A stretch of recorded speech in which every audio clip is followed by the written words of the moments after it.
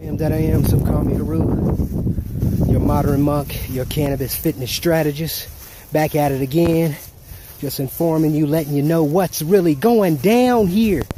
We just got done doing a nice chest and back workout, even though I haven't been doing as many videos as far as training videos, even though I got a bunch of them online, and you can find them at the YouTube page. But the question is, again, like I said, how real are you keeping it with your fitness? How real are you keeping it with your health? How real are you keeping it with your nutrition?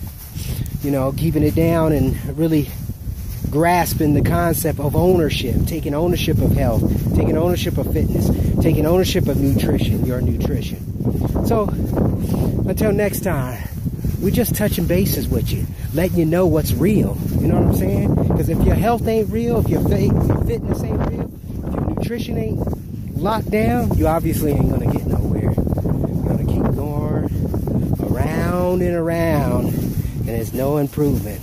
But I'm out. Peace. Hotep. Much love.